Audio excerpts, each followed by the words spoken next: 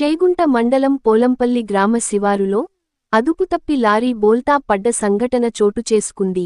కాగా విషయానికి తెలుసుకున్న పోలీసులు సంఘటన స్థలానికి చేరుకొని దర్యాప్తు చేస్తున్నారు.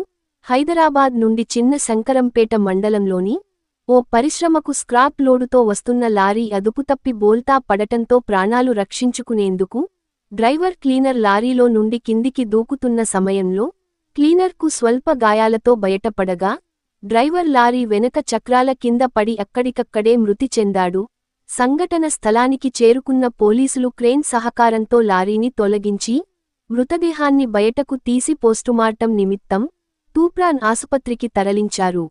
ఈ సందర్భంగా రామాయంపేట సిఐ వెంకట రాజాగౌడ్ మాట్లాడుతూ, హైదరాబాదు నుండి చిన్న శంకరంపేట మండలానికి పాత ఇనుప సామానుతో వెళ్తున్న లారీ అదుపుతప్పి బోల్తా పడటంతో లారీ డ్రైవర్ నితిలేష్ అక్కడికక్కడే మృతి చెందడం జరిగిందని, అజిత్ కుమార్ గాయాలతో బయటపడడం జరిగిందని, మృతదేహాన్ని పోస్టుమార్టం నిమిత్తం తూప్రాన్ ఆసుపత్రికి తరలించినట్లు ఆయన తెలిపారు.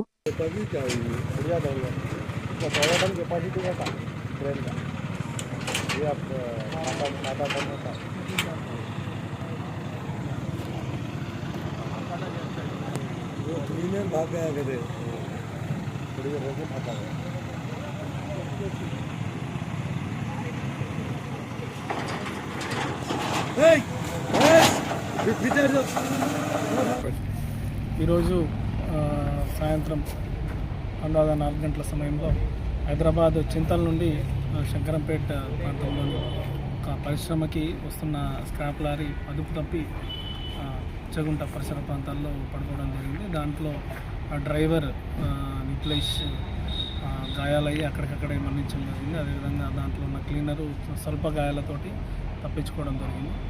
దానికి సంబంధించిన పూర్తి సమాచారం ఇంకా రాలేదు. పూర్తి సమాచారం వచ్చి ఎవరైతే రిలేటివ్స్ ఉంటారో వాళ్ళ రిలేటివ్స్ వచ్చిన తర్వాత వాళ్ళ దగ్గర నుంచి ఫిర్యాదు తీసుకొని కేసు రిజిస్టర్ చేయడం జరుగుతుంది.